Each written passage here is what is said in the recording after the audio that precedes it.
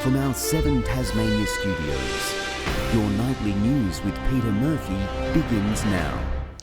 The state's major political parties are continuing their push to win over crossbenchers, revealing plans to help fix the budget and beef up integrity reforms. But they're being urged to compromise as the Greens warn Labor their support isn't guaranteed to form government without negotiations.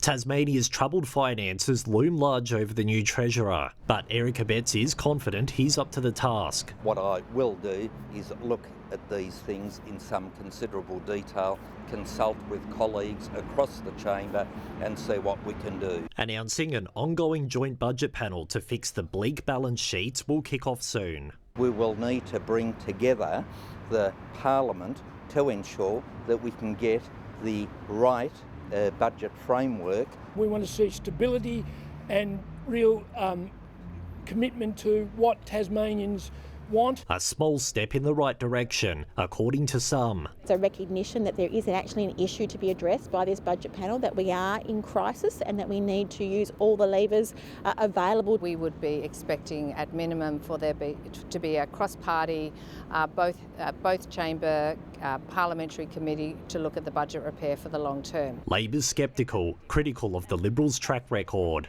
Until recently, they wouldn't even admit that there's a problem with the budget. The Labor Party is ready to sit down. We've already released a fiscal plan. The party releasing a draft for integrity measures, which includes a new anti-corruption commission and a review of other bodies like the EPA, among others. We want to see significant reform in this area, and we've presented a package of reforms to the crossbench that we want to start the conversation about. Though Dean Winter's chances of forming government are up in the air. There is no reason for him to think that we will just roll over and give him our support without a proper conversation. Independent David O'Byrne is keeping his options open, but says Labor's poor primary vote will be a factor he considers, and he wants a government that can command a majority of the floor of Parliament.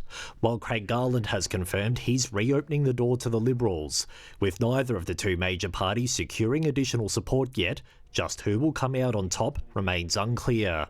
Anthony Dodd, 7 Tasmania News. A taxi driver has captured the moment he was allegedly racially abused in Hobart's CBD. It's been claimed a parcel delivery driver shouted several racial insults and spat in his direction while he was parked on Collins Street on Tuesday afternoon. He's a racist piece of shit, telling me to go back my country. In a statement, Australia Post says it takes matters of this nature seriously. The driver has been suspended and an investigating with the third-party contractor StarTrack is underway. 2 14-year-old girls have been charged with assault following the alleged bashing of a man in Glenorchy earlier this week. The altercation occurred at Northgate Shopping Centre on Tuesday. It's understood the 2 girls turned themselves into police. The victim remains in a stable condition at Royal Hobart Hospital, being treated for serious head injuries. The search for a light plane missing in Bass Strait has stretched into a 7th day. Polair conducting sweeps along our northern coast based on maritime drift data. Gregory Vaughan and Kim Warner left Georgetown Airport on Saturday afternoon but never reached their destination in New South Wales. No sign of the aircraft has yet been found. The search is expected to continue tomorrow. A Tasmania police constable briefly faced Hobart Magistrates Court this morning after being charged with 2 counts of common assault. 28-year-old Jake Daniel Manser allegedly assaulted someone while on duty in November last year. He did not enter a plea. He'll return to court in October. The Launceston Tornadoes Basketball Club says they're fully committed to a unified NBL 1 licence for the state's north. It follows a crisis meeting with Basketball Tasmania after the Northwest Thunder sensationally withdrew from the process on Wednesday. The Thunder rejecting merger talks and then committing to a standalone bid. Basketball Tasmania is continuing to work with the Tornadoes on a unified submission.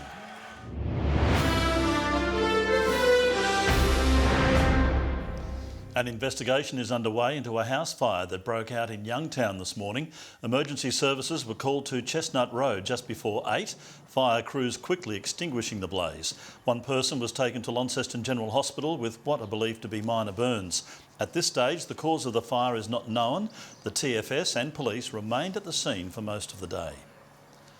New analysis has found Tasmania is in urgent need of stronger integrity reforms to improve transparency and accountability of government. The Australia Institute says the State's Integrity Commission needs to be given stronger powers, arguing it's significantly underfunded compared to other jurisdictions and has never held a public hearing. We need a fit-for-purpose anti-corruption commission that can investigate, including investigating third parties that may be seeking to corruptly influence public officials. Labor says the calls fall in line with its plans for integrity measures, while the Liberals say they've consistently increased the Commission's funding. A new round of federal funding is helping to safeguard threatened Tasmanian species in captivity from a deadly virus. While avian flu hasn't yet reached Australia, critical biosecurity upgrades and preparedness measures across several facilities can now be rolled out. Some of Tasmania's most cherished species have been thrown a safety net.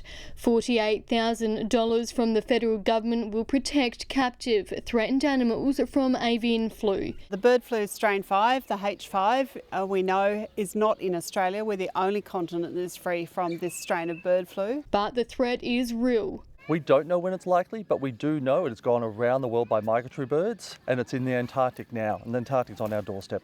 With the potential for the highly contagious disease to be catastrophic. It's not just about the bird flu coming to us, it's the ramifications to industry surrounded by us, the dairy industry, the poultry industry. It could decimate the Tasmanian wildlife. We actually house many species here that are found only in Tasmania. The swift parrot, Tasmanian devil, eastern quoll and spotted tail quoll, all of major concern. If they are to be hit with this disease, we are likely to see extinction rates happening very quickly. The funding aiming to help several state facilities, including Hobart Zoo and Aquarium, properly respond to biosecurity threats through enclosure and quarantine upgrades. Airlocks for certain species, so we can actually double mesh and protect those species from activity from wild birds. We're also stocking our vet room with dedicated PPE equipment. As well as educating staff so they can ensure these animals remain protected from a deadly virus. Rebecca Gardiner, 7 Tasmania News. The Tasmanian Symphony Orchestra has been recognised on the national stage as a finalist in the prestigious 2025 Art Music Awards. The TSO is in the running for the Award for Excellence in Music Education, praised for offering sessions to children of all ages. The winners will be announced in Sydney later this month. A Tasmanian woman living with type 2 diabetes says a life-changing device is being priced out of reach. Federal subsidies for the technology extend only to some patients with the condition, and advocates say that needs to change. Katrina has lived with type 2 diabetes for years, and while she's learned to manage the condition, she admits it's a constant battle. I get shaky, I feel weak, and I start to sweat. But a chance encounter at her local chemist offered her a taste of freedom. They had a spare continuous glucose monitor, also known as a CGM, a device that tracks blood sugar in real time on an app. And it actually sends you an alert when your sugars are too high or too low. For Katrina, it was a game changer and meant she could finally feel safe enough to leave her house on her own. But there was a catch. They are $105 roughly a fortnight, unless you are a type 1 diabetic. I think type 1 diabetics pay $15 a fortnight. Katrina, alongside Diabetes Australia, is calling for the glucose monitors to be subsidised under the National Diabetes Services Scheme. We hear stories, unfortunately, of people who are having to make really heartbreaking choices between putting food on the table or being able to afford their diabetes medicine or technology. Last year, a federal parliamentary inquiry into diabetes made 23 recommendations, among those subsidising CGMs for insulin-dependent patients with type 2 diabetes. But so far, that measure has yet to be introduced. We'll continue to look at what we can do, and we'll have a look at the recommendations from that inquiry. It's technology that could change lives, but for type 2 diabetics like Katrina, it's still out of reach. Because you do get sick of being sick. Lily Thompson, 7 Tasmania News. Hundreds of dancers, young and old, will put their skills to the test this weekend as the Open Dance Sport Championship returns to the Launceston Silverdome. The 15th annual event will host a special guest in the Dancing with the Stars winner Kyle Schilling, who claimed the mirror ball this week alongside Tasmania's Lily Cornish. I'm expecting to see how it's done properly rather than having to push myself and, you know, try and get everything right. I can sit back and just go, this is great. This is how it's supposed to be done. It's all about the competitors for me. It's making sure that this event is catered for them, and if they're happy and they're loving this event, then the audience is going to love it. Around 18 categories will be showcased tomorrow night, with the top 6 couples competing in each class after a qualifying round earlier in the day. Tables are almost set as Hobart's Rest Point prepares to plate up a 4-course feast for the censors at tomorrow's Variety Gala dinner. 400 diners will be treated to some of Tassie's best produce, served up by some of the state's top chefs. With Nick Rate from Joseph Cromie, he's doing the first course. Karen Jones doing the second course from Derwent Estate. The dinner also aiming to secure much needed funds for the charities programs. We are hoping to match what we raised last year, which is $150,000. The event now in its 6th year. There's a blockbuster clash in the NPL this weekend as the top 2 teams face off, with finals just around the corner. If South Hobart win, they'll bolster their title chances, but Launceston City are ready to put up a fight with a full-strength squad. While in the WSL, the Glenorchy Knights are looking to steal points from the unbeaten Devonport City Strikers. And I think we've scored 6 more goals and played a game less, so we're going to this one in good form. Every game, every team we've played this year in the competition, there's been a point where we've been on top of them and we look the better team. So I think it just comes down to, can we play that football for the whole 90 minutes? The Knights are currently sitting 5th on the ladder. Good evening and happy Friday. Hobart and Devonport managed 15 today. It was 16 in Launceston and 14 in Burnie. Flinders Island climbed to 16. King Island, Smithton, Low Head, Friendly Beaches, Grove and Bushy Park all 15. 14 in St Helens, 13 in Strawn and 11 in Lyweni. Cloud was seen about the west, south and north today, with mostly clear conditions seen elsewhere. We see a frontal cloud band moving over parts of WA, and high cloud is moving over much of Queensland and New South Wales. Tomorrow, the large high pressure system over Tasmania will extend a ridge over the majority of the country. Winds south-southeasterly 5 to 15 knots in eastern and southern waters. Southwesterly swells increasing to 3.5 metres. Cloudy skies embracing the south tomorrow, 14 in Hobart, Medina 13 and 12 in Oatlands. Cloudy too in the north, 15 in Launceston and Devonport, 9 in Lyweni after a cool start there. Possible showers for Burnie 14, a little cloudy in Strawn and Marrawar with 14 the top also. A few showers in St Helens, 13, possible showers in Swansea 14, 13 and partly cloudy in Orford. To the 3-day forecast now, light showers about the north and upper east coast on Sunday, but fine elsewhere after a morning inland frost.